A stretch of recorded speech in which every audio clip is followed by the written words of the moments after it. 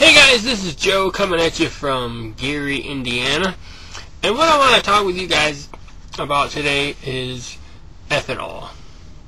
Now, I've never really been a big fan of ethanol, but I never really had that big of a beef with it either.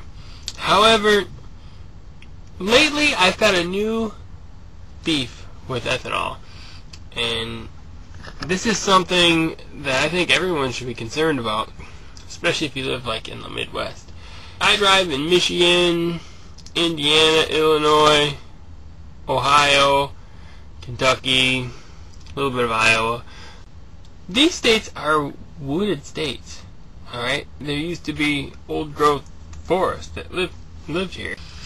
And what I find today, in probably 3/4 of the land in these states, not as much in Michigan and Kentucky, but Michigan has its areas, but definitely Ohio and Indiana, Illinois, definitely Iowa. What I find is thousands and thousands of miles of nothing but corn. Corn everywhere. Corn here, corn over there, corn. You can see all the way to the horizon, nothing but corn. How is that better for the environment? I mean, part of the environment is not just the air that we breathe or the water quality. The environment is more than that. The environment is our surroundings. And what are we doing to our surroundings? We have thousands of miles of corn. It's ridiculous. And, you know, as long as we are talking about environment in all the traditional senses, you know, if they're planting all this corn, they're cutting down forests to plant the corn. There's going to be obviously animals and stuff that are displaced and whatnot. But also, they're dumping tons and tons of fertilizer in the ground to grow all this corn.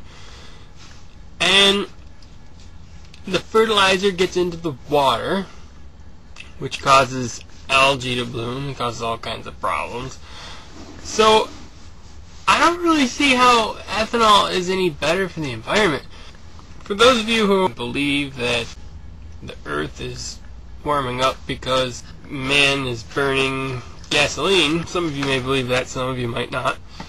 I fail to see how ethanol prevents us from producing carbon dioxide. I mean, think about it. We cut down a forest to put corn in, and that's supposed to prevent you from producing carbon dioxide? That doesn't even make sense. Alright, so here's the idea. You grow the corn pulls carbon dioxide from the air, and then you burn it, putting the carbon dioxide back. So the thought is, if you're taking it from the air and then you're putting it back in the air, I think I move around too much for this webcam.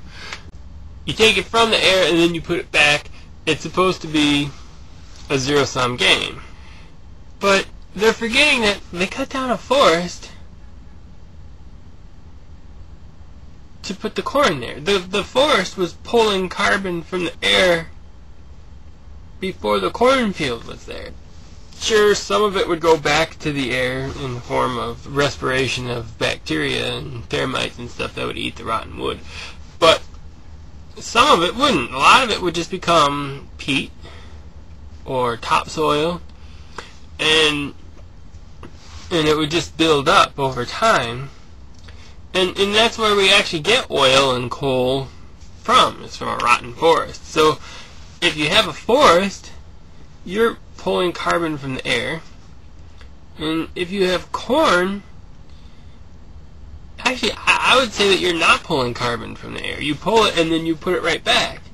Where the forest, it's accumulating. So I would actually say that for increasing carbon, corn is probably worse. Now, a lot of the corn that we see growing out in the fields today is there to provide us with corn syrup and with feed, of course, for the cattle, and probably a few bottles of Jim Beam. But inevitably, if we're going to have more ethanol, we're going to have to plant more corn, which means turning more of this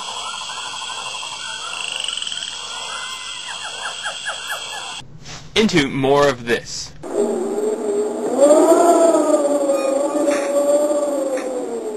Which would you prefer to have more of?